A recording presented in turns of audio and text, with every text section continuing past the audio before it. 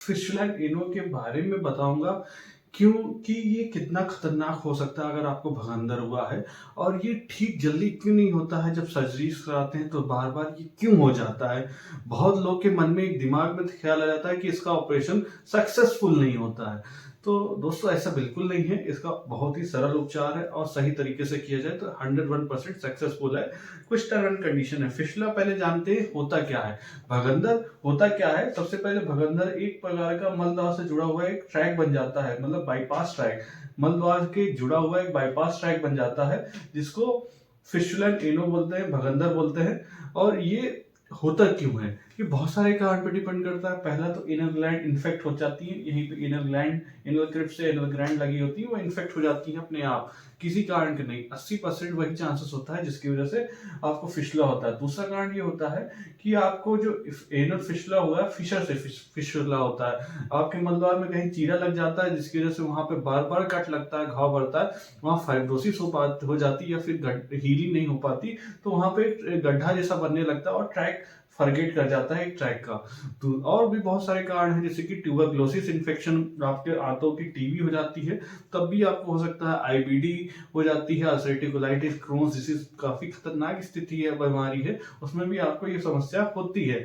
और साथ में जिन लोग को आईबीएस रहता है उनमें भी ये कॉमन देखा जाता है। साथ ही एचआईवी पेशेंट में भी ये कॉमन देखा जाता है, क्योंकि इम्यून सिस्टम वीक होता है तो फिशला होने की टेंडेंसी भी ज्यादा होती है। जब फिशला होता है तो क्या दिक्कत आती है, सबसे पहले मलद्वार के आसपास कहीं एक फोड़ा बन जाता है, बैठा नहीं जाता है, आपको बहुत अनकंफर्टेबल, बहुत पेन होगा, रखा ही नहीं जाएगा कमर आपका।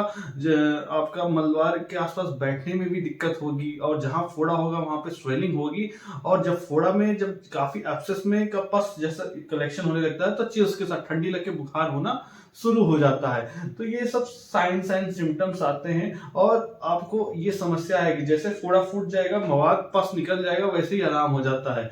तो ये होता क्यों है। और ये 5 ग्रेड का फिशला है। अगर किस ग्रेड के फिशला में कितना समय लगता है ऑपरेशन में, अगर ये दोनों sphincters, internal sphincter, external sphincter दोनों इन्वॉल्व है तो छाछू से ऑपरेशन कराएंगे तो मुश्किल से 1.5 से 2 महीने तक लग सकता है। अगर ये हाई ग्रेड है फिशला है, मतलब ये इंटरनल एक्सटर्नल स्फिंक्टर्स काफी ऊपर से लिया गया है जिसमें इन स्फिंक्टर को क्षति ना पहुंचा पाए, मतलब जब आप छाछूत विधि से ऑपरेशन करते हैं तो इसको बचाने की कोशिश करते हैं कि ये स्फिंक्टर्स पियस ना हो। जो वॉलंटरी कंट्रोल होता है और इनवॉलंटरी कंट्रोल होता है, जो स्फिंक्टर्स उसको बचाने की कोशिश करते हैं कि ये दिक्कत ना करे। और जब हाई ग्रेड का होता है तो छाछूत से समय लग जाता है इसका धीरे धीरे कट के नीचे आने में। तो इसमें हाई ग्रेड के फिशला में काफी समय लग जाता है, कभी कभी 3-4 महीने तक भी लग जाता है। और जब ये ट्रांसफेंटिक फिशला के साथ साथ ये फिर आपको extension of levator ani, supra levator ani muscles मिल रहा है, अगर आपका ट्रैक कहीं ऊपर से ट्रैक होकर सुप्रा लिवेटर एनाई मसल्स को पियर्स करते हुए आ रहा है तो उसमें 5 से 6 महीने तक भी लग जाता है, जैसा कि 5 ग्रेड का फिशला